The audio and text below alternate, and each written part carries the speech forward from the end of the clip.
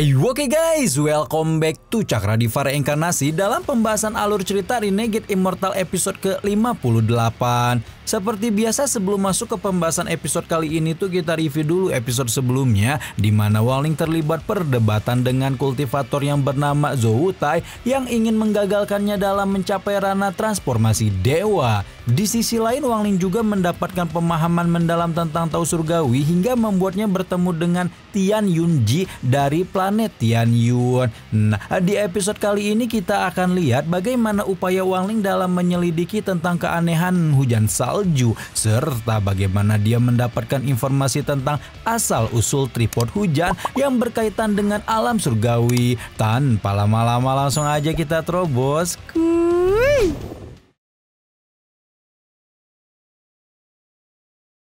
Di tengah lebatnya hujan salju, Wangling mendapat pesan pemberitahuan dari aliansi 4 sekte yang meminta semua kultivator untuk berkumpul di sebuah tempat, di mana maksud dari perkumpulan itu bertujuan untuk melakukan pertempuran besar-besaran melawan kekuatan misterius yang menyebabkan turunnya hujan salju berkepanjangan. Tidak hanya Wangling, pesan serupa juga dikirim kepada para kultivator lain sehingga menyebabkan mereka berbondong-bondong ke titik perkumpulan. Berbeda dengan para kultivator itu, Wangling justru terlihat mengabaikan pesan dan memilih untuk tidak terlibat dalam rencana pertempuran itu.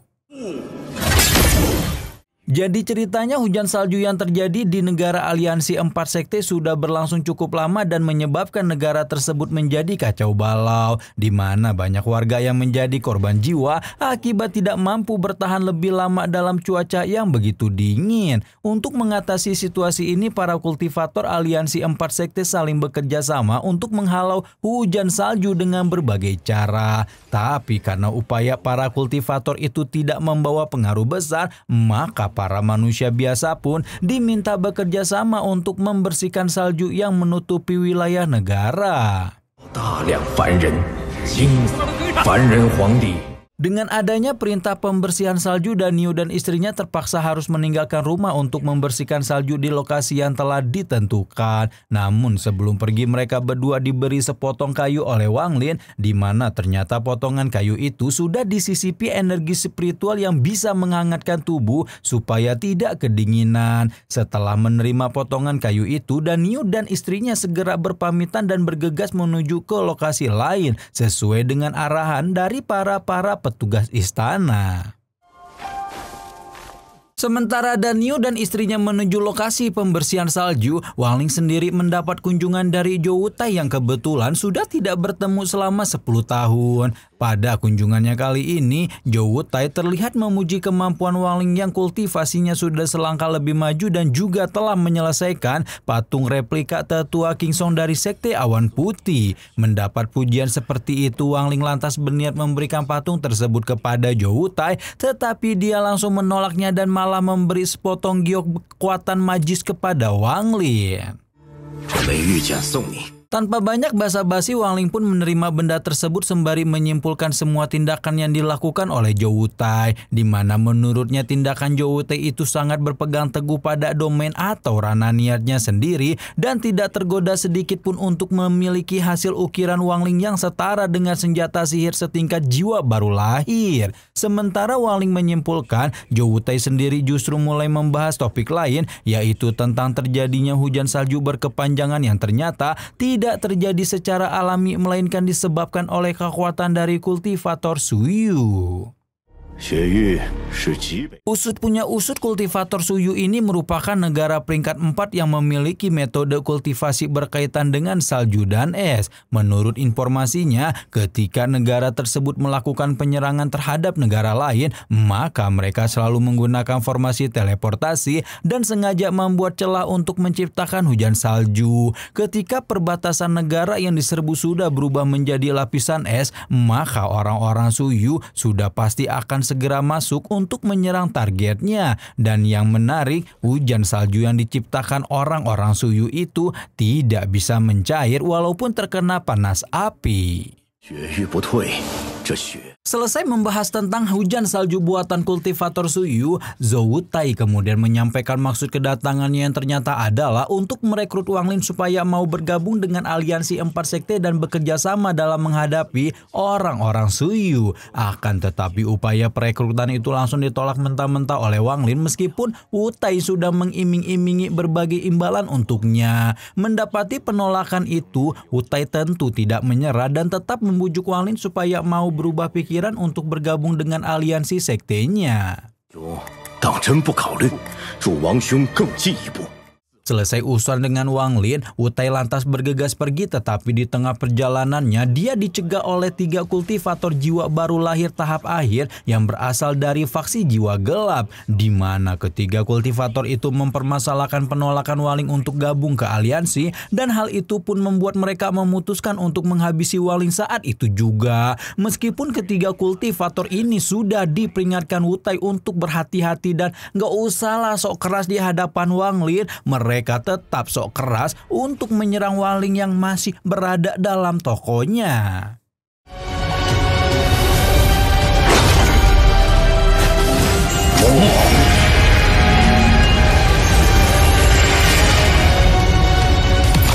Melihat serangan 3 kultivator yang sok keras itu, Wang Lin tentu tidak tinggal diam dan langsung ambil tindakan untuk menghadapi mereka. Dalam sekejap Wang Lin mengandalkan kekuatan ranah ekstrim dan mulai menghabisi kultivator itu satu persatu. Melihat tindakan Wang Lin, satu kultivator yang tersisa menjadi sangat ketakutan dan langsung meminta bantuan Wutai untuk diselamatkan dari serangan Wang Lin. Namun sayangnya Wutai menolak memberi bantuan dan justru malah sengaja membantu Wang Lin untuk menghabisi kultivator tersebut. Usai menghabisi kultivator tersebut, Zhou Wutai segera menghampiri Wang Lin sembari melaporkan bahwa ketiga kultivator tadi sudah benar-benar meninggal di atas salju. Akan tetapi laporan tersebut tidak ditanggapi Wang Lin yang malah langsung kembali ke dalam tokonya. Sementara Wang Lin kembali ke toko, Wutai diam-diam berkata dalam hati bahwa sosok Wang Lin ini tidak bisa dijadikan sebagai musuh, melainkan harus dijadikan sebagai teman yang mungkin akan menguntungkannya di masa depan.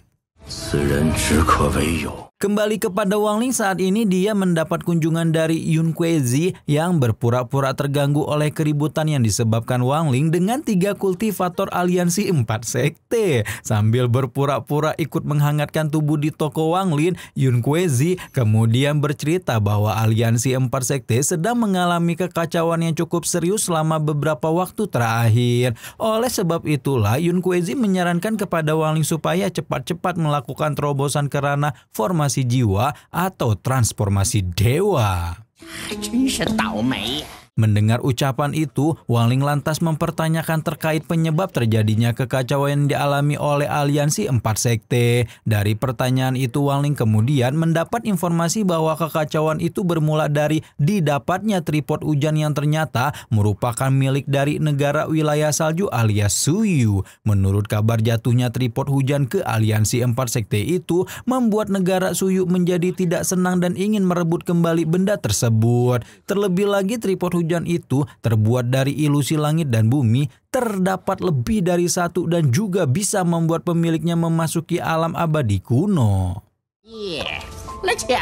Tidak hanya memberitahukan tentang tripod hujan, Yun Kuei-zi juga memberitahukan Wang Lin bahwasanya orang-orang alam abadi kuno sudah meninggal semua dalam sebuah peperangan. Hal tersebut lantas menjadikan alam abadi kuno menjadi kosong tanpa penghuni, sekaligus menyebabkan para kultivator di atas ranah transformasi jiwa terjebak di alam manusia. Namun meski demikian, terjadinya kekosongan alam abadi kuno justru membuat berbagai aliansi baru bermunculan dan juga membuat mereka semua berkembang dengan sangat pesat.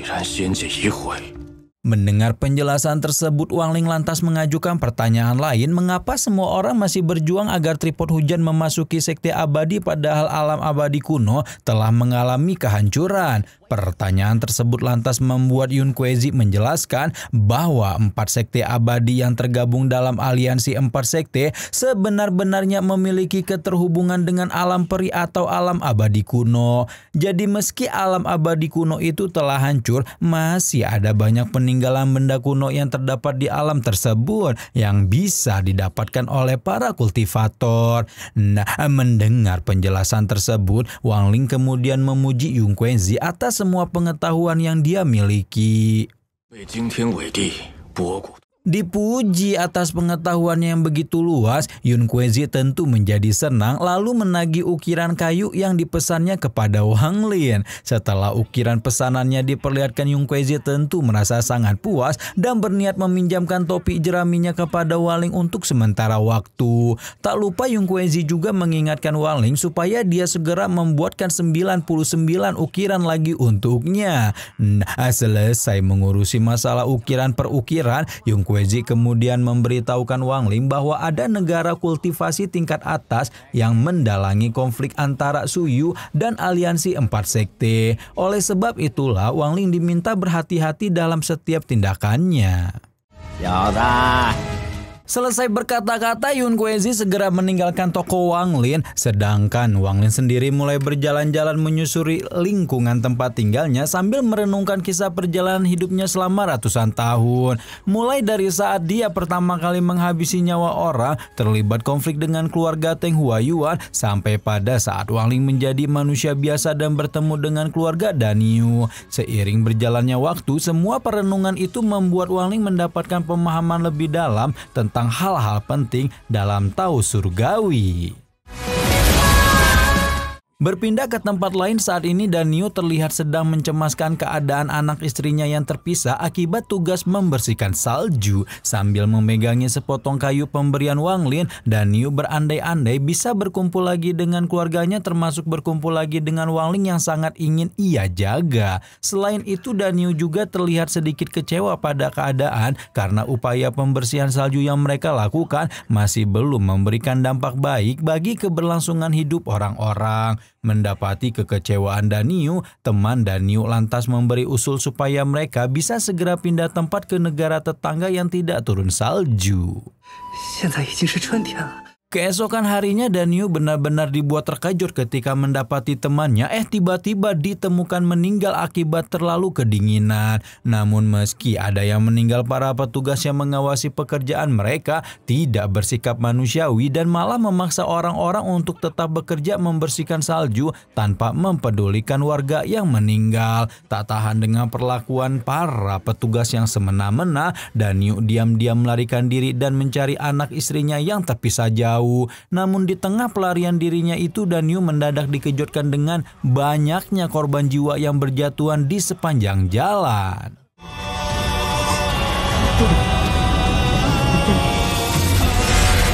Melihat banyak jenazah di sepanjang jalan, Danyu tentu menjadi sangat terkejut dan khawatir kalau di antara mereka terdapat istri atau anaknya. Perlahan para korban itu pun membuat Danyu jadi hilang harapan dan merasa sudah tidak ada jalan keluar dari negara aliansi 4 sekte. Di tengah keputusasaannya itu, Danyu tiba-tiba dikejutkan dengan kemunculan Wang Ling dalam penampilan seperti 30 tahun lalu. Menyadari penampilan Wang Ling berubah menjadi muda, Danyu lantas menyimpulkan bahwa sebenarnya Wang Ling merupakan makhluk abadi yang menyamar jadi manusia biasa di lingkungan tempat tinggalnya.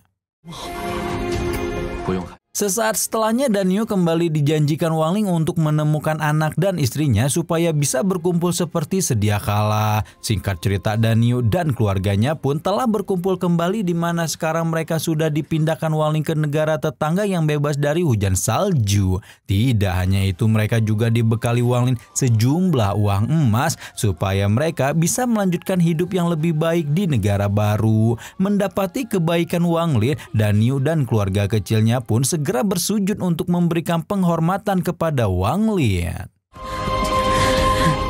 Kembali kepada Wang Ling, saat ini dia sudah menyelesaikan transformasinya menjadi makhluk panah dan tinggal melakukan pelatihan tertutup selama 10 tahun untuk mencapai tahap transformasi dewa. Di sisi lain, Wang Ling juga sudah bisa memprediksi bahwa sebentar lagi akan terjadi perang besar antara aliansi 4 sekte dengan negara Suyu alias negara salju. Namun untungnya Wang Ling diam-diam telah berhasil merebut tripod hujan dari aliansi 4 sekte, di mana benda tersebut akan membuatnya dapat kesempatan untuk berkunjung ke alam abadi kuno.